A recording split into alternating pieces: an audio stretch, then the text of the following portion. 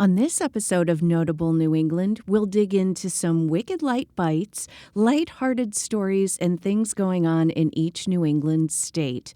Then, did you know that New England has some weird laws on the books?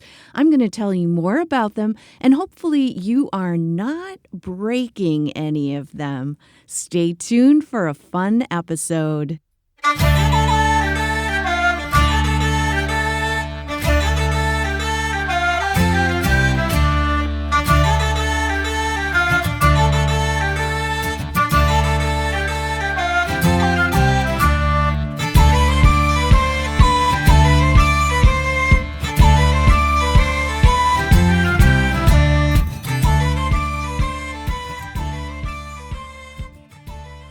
Hello, lovely listeners. Thank you for joining me for this edition of Notable New England. I'm your host, Gretchen B., and I am a lifelong and proud New Englander. I hope all of you have been enjoying the spring so far. I know it's been a little weird as far as the weather, warm some days and then it goes back to cold and we've had some rain thrown in there, but I really have been enjoying getting outside and exploring all that New England has to offer. It is just such a wonderful time of year where you're starting to see flowers in bloom and, pretty sights, and there'll be lots of outdoor activities happening. I do want to give a shout out today to Jess, who became a member of the Pumpkin Spice Latte tier on Patreon. Thank you so much, Jess, for your support and encouragement. Your help keeps this podcast alive and well. Jess also did something very, very kind for her friend Nate. She gifted Nate with a small regular membership. So welcome, Nate. I hope you enjoy the podcast. And thanks again to Jess for spreading the word about the podcast, for joining Patreon and gifting a Patreon tier to her friend. If you want to be like Jess and support the podcast, head on over to patreon.com/Notable New England. You can sign up for one of the paid tiers, which start at just $2 a month, and each level that is offered has some really great perks, including early ad-free episodes, Notable New England merch, and much more. And like Jess, if you know someone who loves New England or is interested in learning about our special nook of the country here in the United States, you can gift a Patreon tier to a friend. So you can find out some more, again, as I say, at patreon.com/Notable New England. Again, that is patreon.com/Notable New England. Okay, folks, let's get into some wicked light bites now, which are lighthearted stories and information from each New England state. So if you remember way back in November on the very first episode of the podcast, I told you that the Ground Round would be opening in Shrewsbury, Massachusetts. Well, guess what, folks? They are now open. Their official grand opening is actually going to be on April the 30th, and right now is what they're calling their soft opening, and they are serving customers and asking the customers for feedback. And during the soft opening, they're only going to be serving about a third of the menu, and that includes items like the Ground Round cheeseburger, there's a California turkey wrap, and one of the owners of the Ground Round says her favorite is the Ground Round chicken Florentine, so you can try that. Then on April 30th, the grand opening will happen, which at that point they'll offer the full menu. Owner Nachi Shea has said that so far the feedback they have gotten has been overwhelmingly positive. She says, quote, "All of our customers have been raving about the service. The food feedback has been phenomenal as well. Obviously, a couple of hiccups here and there with timing, with having so many people in the building at the same time, but they have been all stars." In addition to food, there is also family entertainment at the Ground Round. You can watch magic shows and say hello to the restaurant's mascot, the Ground Hound. And the best part, you get free popcorn. How about that? There are only 5 Ground Round restaurants here in the United States, and 1 is in Ohio. There's 3 in North Dakota, and now this new location in Shrewsbury, Massachusetts. So if you want to check out the Ground Round's new location in Shrewsbury, Mass., the address is 271 Grafton Street. Thank you to Adam Bass at Mass Live for this story about the Ground Round reopening in Massachusetts. Vermont Public and the Vermont International Film Festival have announced the 5th annual Made Here Film Festival, which takes place April 24th through the 27th. This is the only regional film festival featuring films and filmmakers from New England and Quebec. The festival will feature 50 films, both feature-length and shorts, and there will also be panel discussions, workshops, and special events. Over 40 filmmakers from around the region will be in attendance. The festival takes place at the Burlington Beer Company on Flynn Avenue in Burlington, Vermont. The screenings will take place at Lumiere Hall, which is the venue's space for showing films. You can view the full schedule and get tickets at madeherefilmfestival.org. Quote, "Made Here is a beautiful way to shine a light on our region's filmmakers and the stories they tell," said Steve McQueen, executive director of the Vermont International Film Festival. He continues, quote, "The range of genres, styles, techniques, and perspectives is breathtaking. We also love celebrating our creative kinship with our Canadian neighbors." Information for this story comes from Vermont Public's staff. Get yourself to one of the Seacoast's and Portsmouth, New Hampshire's wonderful restaurants now through April the 19th. It is Restaurant Week, Portsmouth and the Seacoast. Ben Van Camp, who is the president of the Chamber Collaborative of Greater Portsmouth, says, quote, "Chefs are sharing their menus, and we're seeing spring asparagus, ramps, and local seafood on the menus." Participating restaurants will be offering 3-course fixed-price menus for $32, $42, and $52. Each restaurant will be offering their own signature menus for the event. And as of now, there are 9 restaurants who are doing lunch menus, 35 restaurants who are offering dinner menus, and there is 1 restaurant offering brunch. You can get the full list of participating restaurants and more info on their delectable menu offerings at goportsmouthnh.com.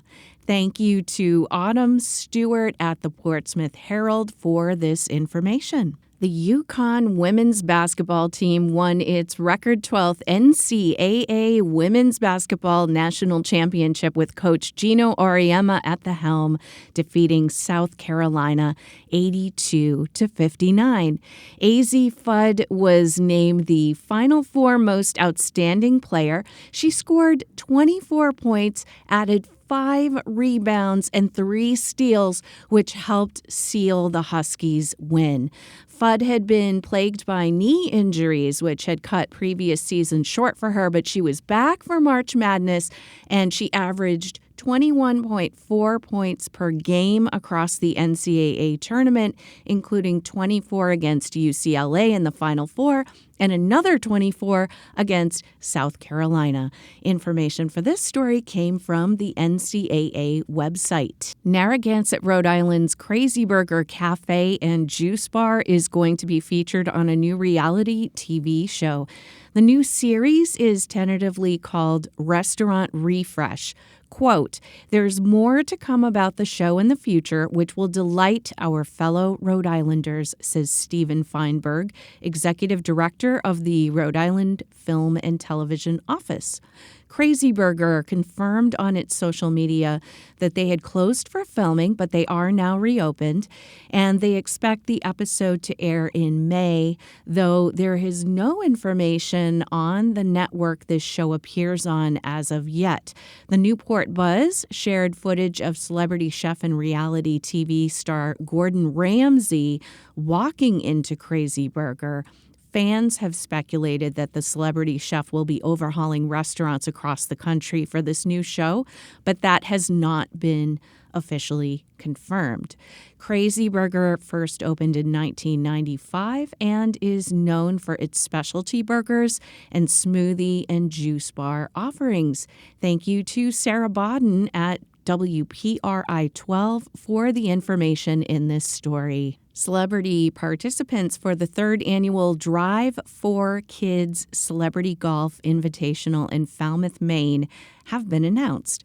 The tournament runs from June 19th through 22nd at the Falmouth Country Club, and it raises money for the Maine Health Barbara Bush Children's Hospital and the Dempsey Center. The celebrities compete for a $265,000 prize, and some of the celebs playing this year include former World Series champion Red Sox pitcher John Lester, Brian Baumgartner, who played Kevin in The Office, Jerome Bettis, NFL Hall of Famer, former Pittsburgh Steelers running back, and 2006 Super Bowl champion, Tom Caron, NESN Red Sox broadcaster for more than 2 decades, and he's also a Lewiston, Maine native and Maine Sports Hall of Famer. Former Boston Bruin Tyler Seguin and former Bruins goalie Tuukka Rask, Vince Carter, 8-time NBA All-Star, 22-year NBA veteran and current NBA analyst on ESPN, and many more. Brian Corcoran, who's the executive director for the Drive for Kids tournament and CEO of Shamrock Sports and Entertainment, says, quote, "This tournament keeps getting bigger and better thanks to the great atmosphere created by the celebrities who interact with the fans, creating a memorable weekend. This year's amazing lineup is sure to excite fans and raise even more funds for the Maine Health Barbara Bush Children's Hospital and the Dempsey Center." Information for this story comes from News Center Maine's staff.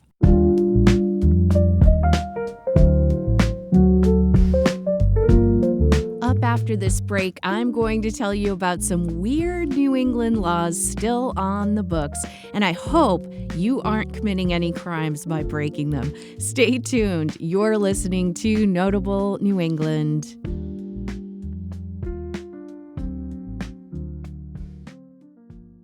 If you're enjoying Notable New England, can I ask you for a favor?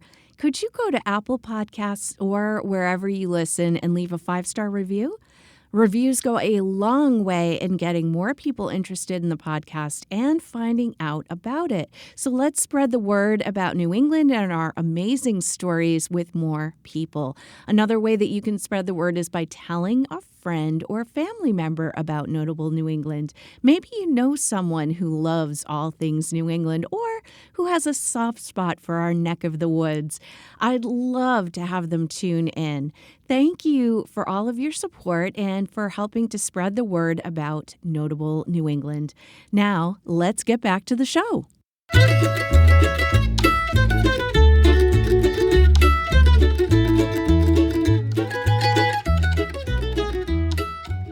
New England has some pretty wacky laws. You might be surprised at what's still technically illegal around here. And honestly, you might have broken a few of these laws without even realizing it. Today, I thought it would be fun to get into some unexpected laws that are on the books here in New England. And let's just see how many you've unknowingly or knowingly violated. Thinking of surprising your kids with a fuzzy baby chick this Easter? Well, if you're in Massachusetts, think again. Massachusetts Law, Part 4, Title I, Chapter 272, Section 80D says it is illegal to sell or give away any chick, duckling, or similar fowl under the age of 2 months old, unless you're selling at least 24 of them. And the law does make exceptions for commercial breeders and classroom instruction. But unless you're in one of those categories, it's a hard no. And also, coloring or dyeing animals, whether it's chicks, ducks, or even rabbits, is strictly forbidden. So no neon pink painted bunny rabbits or green chicks, folks, okay? Now, how many of you love taking a nice walk on the beach under the stars? I certainly do. It's so wonderful and such a perk to live here in New England because we have lots of great beaches. But if you are in the state of New Hampshire, just make sure that on that moonlit beach walk, you don't take any seaweed with you.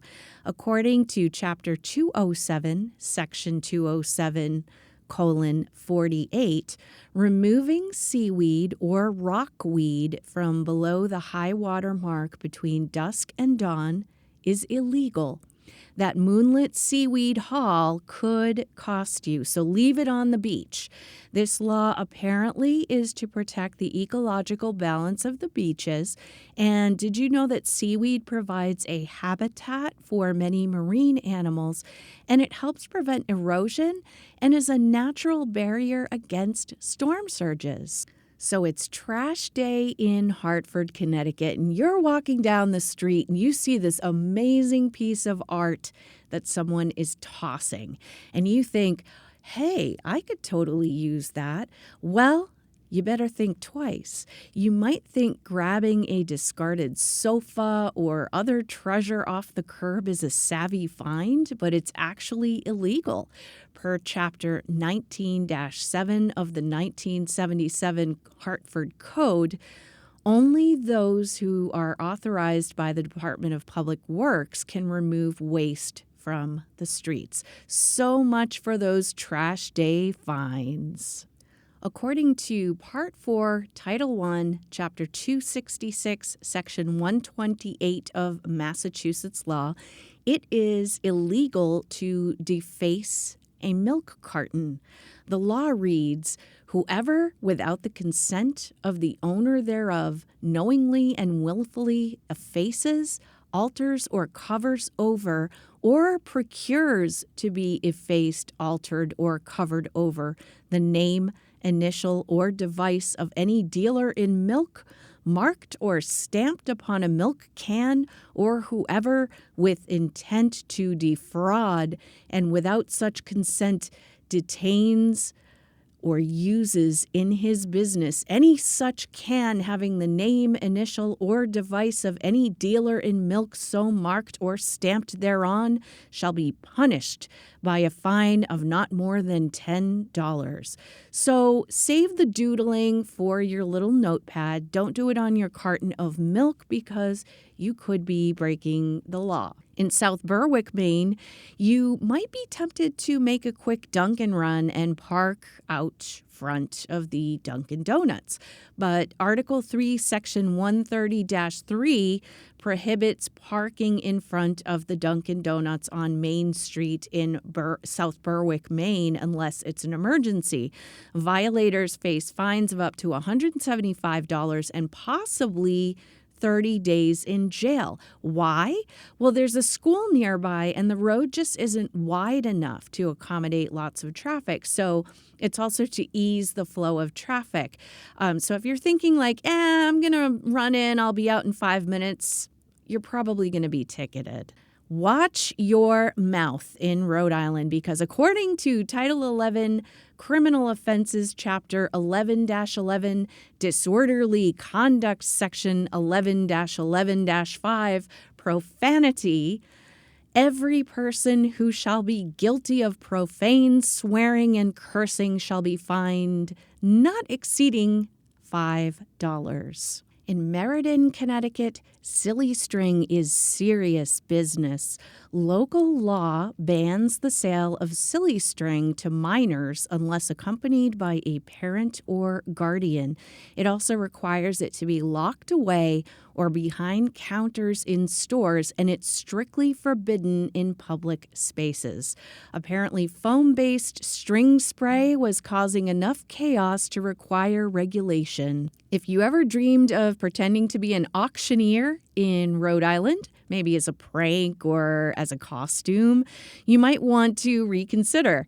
Impersonating an auctioneer, fence viewer, or similar official is illegal under Chapter 11-14, Section 11-14-2, and can result in a fine of up to $100.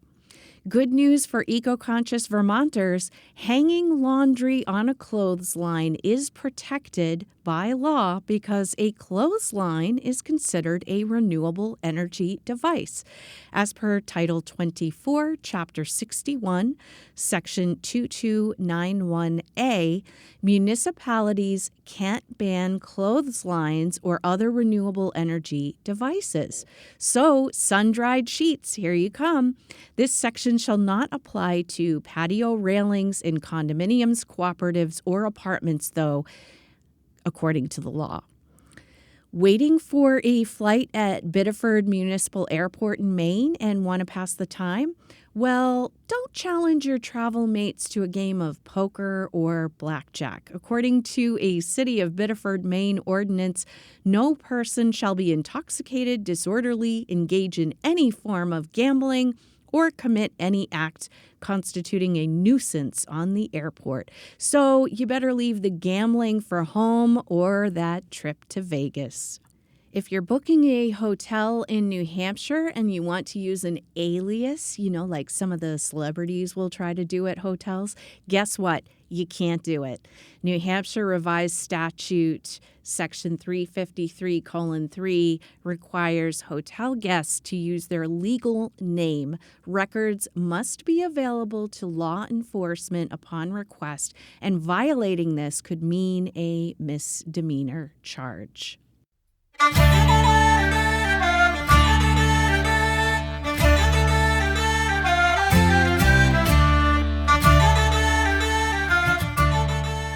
So there you have it, folks. Some of the weirder laws on the books here in New England. Who knew? The next time you're tempted to grab some seaweed from that New Hampshire beach at night, or if you're going to pretend that you're Clark Kent or Lois Lane at a hotel in New Hampshire, or park illegally at the Dunkin in South Berwick, Maine, remember that the law might be watching. Thank you so much for tuning in today for this edition of Notable New England. I'll be back on Sunday, April 27th with a brand new episode. Until then, I want to wish everybody a happy Passover if you celebrate, a happy Easter if you celebrate, happy Marathon Monday in Boston. And I know it's spring vacation for lots of school-age kids too, so I hope that families and their kids get to enjoy that and have lots of fun. Get out into your community and explore, and don't be breaking any of the laws that I mentioned today. Be kind to yourself, be kind to others, and I hope that you will join me back here on Sunday, April 27th for Notable New England. Take care.